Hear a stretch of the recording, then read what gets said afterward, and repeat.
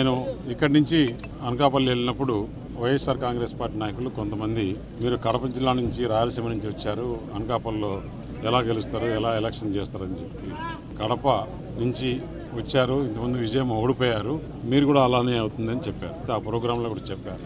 వాళ్ళ బ్రాండ్ వేరు, మా బ్రాండ్ వేరు. వాళ్ళ మాదిరి ఎక్కడ దౌర్జన్యాలు, అక్కడ భూ కబ్జాలు ఇవన్నీ చేయలేదు.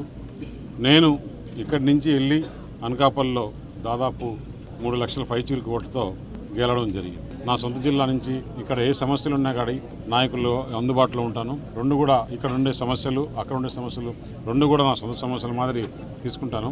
అక్కడని కాదు, రాష్ట్రంలో వాళ్ళు పెట్టిందే పేదలకు ఇల్లు కట్టాలని కాదు. పేదలకు ఇల్లు కట్టాలంటే ఒక సెంటుతో కుదరదు. వాళ్ళ ఉద్దేశమే ఆ స్థలాలతో డబ్బులు కొట్టాలని దాదాపు మొత్తం రాష్ట్రమంతా కోడైకి వస్తుంది. దాదాపు 6,000 కోట్లు ఖర్చు పెట్టారు. దాంట్లో సగం పైగా నాయకులు తినేశారు.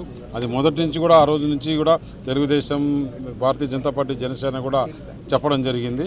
తప్పకుండా దాని మీద కూడా ఎంక్వైరీలు జరిపిస్తారు. కడప స్టీల్ ప్లాంట్ కోసం నేను మొట్టమొదటిగా గెలిచిన తర్వాత వెంటనే ఏదైతే కడప స్టీల్ ప్లాంట్ గురించి చంద్రబాబు నాయుడు గారికి చెప్పడం జరిగింది.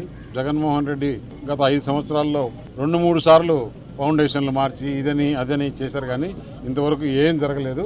తప్పకుండా ఇప్పుడు యుద్ధ ప్రాతిక పైన ఆ ప్లాంట్ తీసుకొని వచ్చేదానికి, ఎందుకంటే లాస్ట్లో ఎలక్షన్ల ముందు జరిగింది అది. అతను 5 సంవత్సరాల్లో అతను ఫౌండేషన్ వేస్తే నేను వెళ్ళి ఆ రోజు చెప్పొచ్చు జగన్మోహన్ రెడ్డికి, మీరు 2 సంవత్సరాలు అంటున్నారు, 3 సంవత్సరాలు తీసుకొని కంప్లీట్ చేయండి, మిమ్మల్ని వచ్చి సన్మానిస్తానని.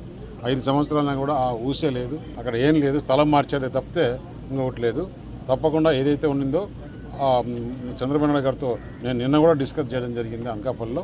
ఆయన విశాఖపట్నం వచ్చాడు. దాని మీద త్వరగా చర్యలు తీసుకుని త్వరగా వచ్చేదానికోసం చేస్తాను.